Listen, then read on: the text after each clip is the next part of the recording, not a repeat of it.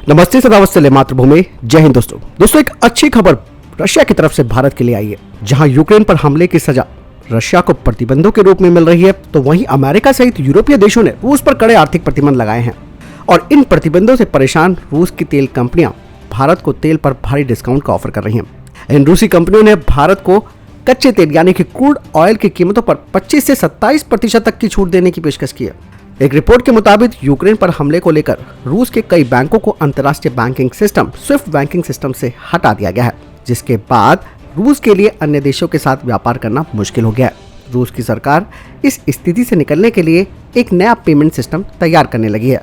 अगर ये हो जाता है तो भारत के साथ रूस का तेल व्यापार बढ़ जाएगा। आपको बता दें कि रूस की जो सबसे बड़ी सरकारी तेल कंपनी है उसका नाम है रोसनेफ्ट। रोसनेफ्ट से भारत अधिक मात्रा में कच्चा तेल खरीदता है। पिछले साल दिसंबर में जब रूसी राष्ट्रपति व्लादिमीर पुतिन भारत आए थे, तब रोसनेफ्ट और इंडियन ऑयल कॉर्पोरेशन ने 2022 के अंत तक नोवोरोसिस्क बंदरगाह के जरिए भारत को 2 करोड़ टन तक का तेल की आपूर्ति के लिए एक कॉन्ट्रैक्ट पर भी हस्ताक्षर किया था। वैसे भारत मध्य पूर्व पर तेल खरीदने के लिए निर्भर है, लेकिन वो अमेरिका और रूस जैसे देशों से तेल खरीद बढ़ाने की तरफ आगे बढ़ रहा है ताकि तेल की आयात में विविधता आए।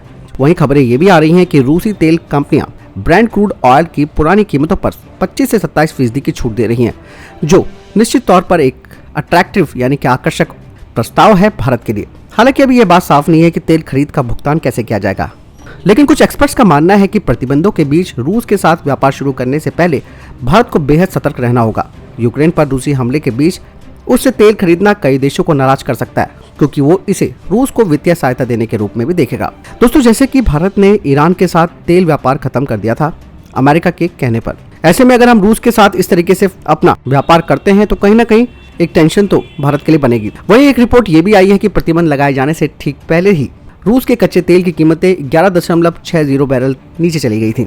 इसके बावजूद भी रूस के कच्चे तेल की बोली नहीं लगी, क्योंकि रूस पर संभावित प्रतिबंधों को देखते हुए तेल के खरीदार नहीं मिले।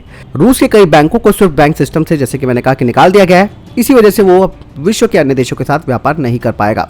भारत सरकार और भारतीय रिजर्व बैंक रूस से अपने आयात के भुगतान के लिए वैकल्पिक रास्ते खोज रही है। भारत बैंकों और कंपनियों से इसे लेकर कोई रास्ता निकालने के लिए बात कर रहा है, यानी कि एक अच्छा ऑफर है भारत के लिए। और इसीलिए रशिया को भारत का दोस्त ऐसे ही नहीं कहा जाता। लेकिन देखते हैं भारत क्या सिस्टम निकालता है, किस तरीके से पेमेंट करता है रशिया को, क्योंकि अन्य हथियार सौदे भी हैं जिनकी पेमेंट भारत को करनी है रशिया को।